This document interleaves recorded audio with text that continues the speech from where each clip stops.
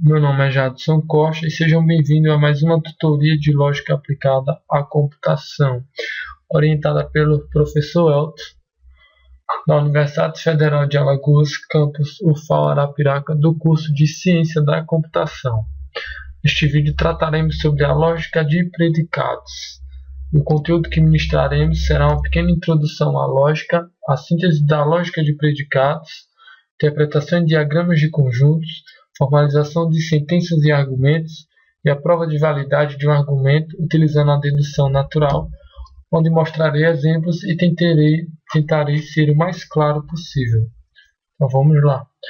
Introdução à lógica de predicados. A lógica de predicados ela nasce quando Gottlob Frege descobre uma maneira de ordenar várias orações para tornar sua forma lógica clara, com a intenção de mostrar como as orações se relacionavam em certos aspectos. Antes dele, a lógica formal não obteve sucesso além do nível da lógica das orações. Antes dele, ela podia representar a estrutura de orações compostas de outras orações, usando palavras como o e, o ou e o não, mas não podia quebrar orações em partes menores. E Frege expandiu a lógica, incluindo palavras como todos, alguns e nenhum. Ele mostrou como podemos introduzir vários variáveis e quantificadores para reorganizar orações. E aí, ele introduz o vocabulário de quantificadores e variáveis, que utilizaremos o A de cabeça para baixo e o E ao contrário, veremos mais à frente. Uma semântica, que explica que as variáveis denotam objetos individuais e que os quantificadores têm algo como a força de todos ou alguns em relação a esses objetos e os métodos para usá-los numa linguagem. E aí vemos o primeiro exemplo. Alguns humanos são vegetarianos, escrito simbolicamente, como podemos ver aí, que pode ser lido. Existe algum, ou ao menos um X, tal que X é humano e X é vegetariano. Temos esse outro também, usando A de cabeça para baixo. De todos os humanos são mortais, escrito simbolicamente e usando a lógica de predicados, podemos ler: para todos X, se X é humano, então X é mortal. Vamos agora ao alfabeto da lógica de predicados, iniciando a síntese. Esse alfabeto é uma extensão do alfabeto da lógica proposicional, que é composto pelos símbolos de pontuação, símbolos de verdade, um conjunto inumerável de símbolos para variáveis, um conjunto de símbolos para funções, um conjunto inumerável de símbolos para predicados e os conectivos não, ou, para todo e o existencial. Ou existe pelo menos um.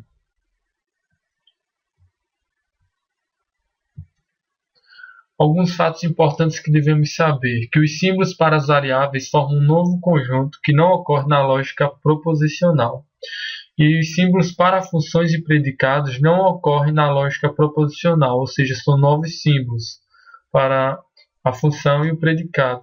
Cada símbolo para a função ou predicado possui um número k, não negativo associado. Quando k for igual a zero, nós teremos uma função ou um predicado com zero argumento.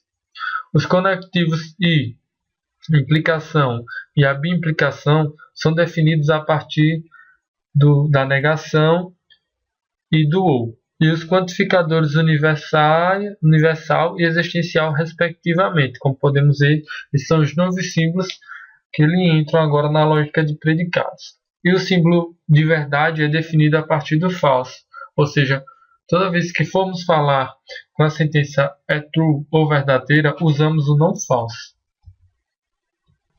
Essa linguagem ela é mais expressiva que aquela da lógica proposicional, pois ela decorre do fato dessas fórmulas da lógica de predicados serem compostas pelos seguintes elementos básicos: pelos objetos, os predicados, os conectivos, as variáveis e os quantificadores. E aí está a definição de cada um deles. Primeiramente, o objeto. O objeto ele é qualquer coisa a respeito da qual precisamos dizer algo.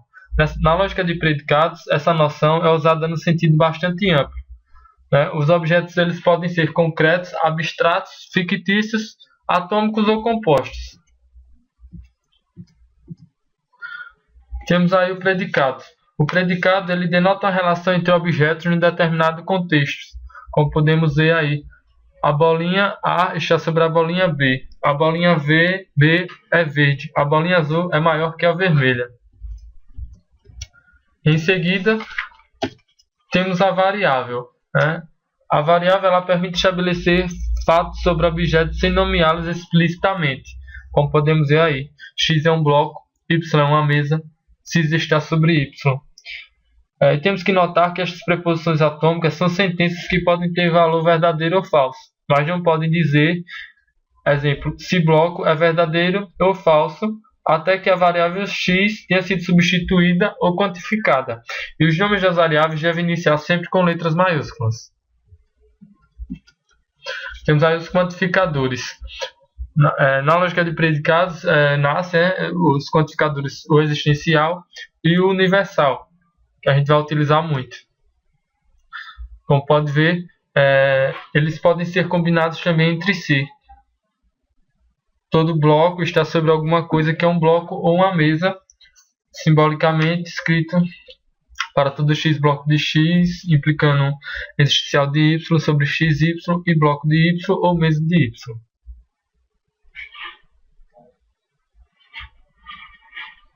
E aí temos a ordem de precedência.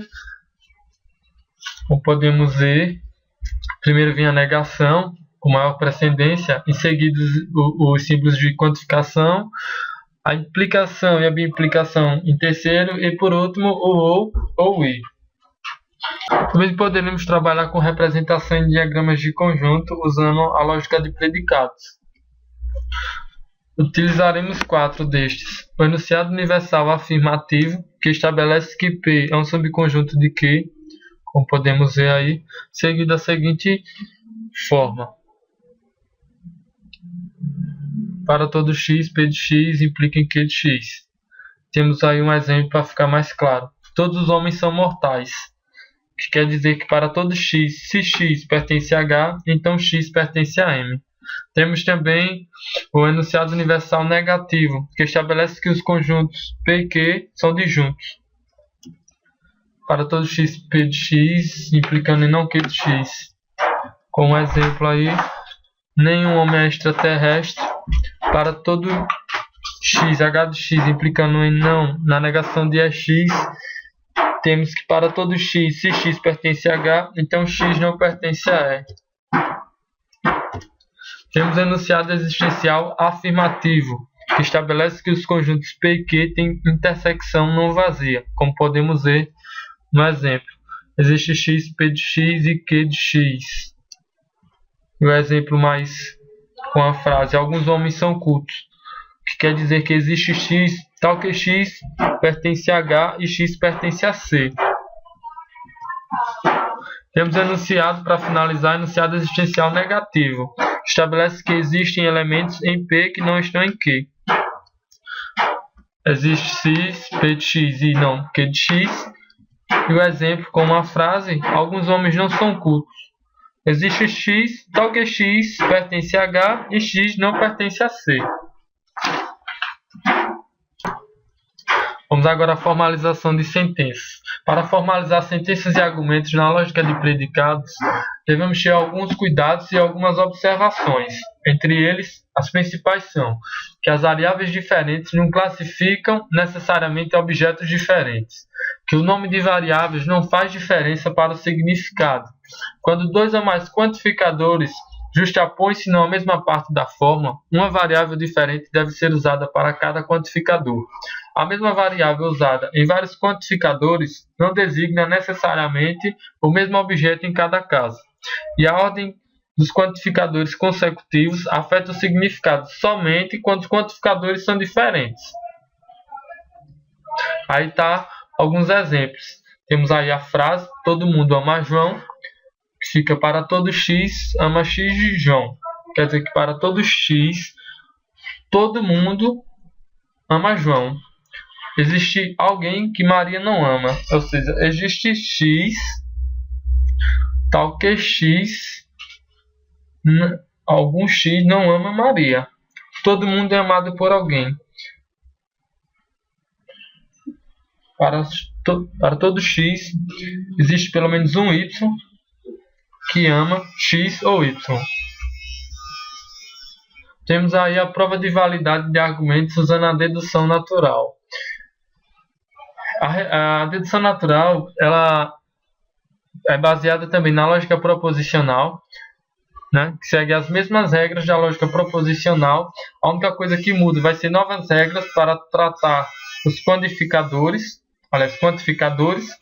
que, por via das dúvidas, é o para todo e existencial, no caso universal e o existencial, e as regras de introdução e regras de eliminação. Aí está as regras de inferência. A introdução universal. A introdução universal basta apenas nós acrescentarmos o para todo x. Na exclusão do universal, a gente é só apagar o para todo x e deixa só a sentença. Na introdução existencial, a gente introduz o existencial de x, como podemos ver. E na exclusão, nós fazemos apenas retirar. Vai ficar só a sentença.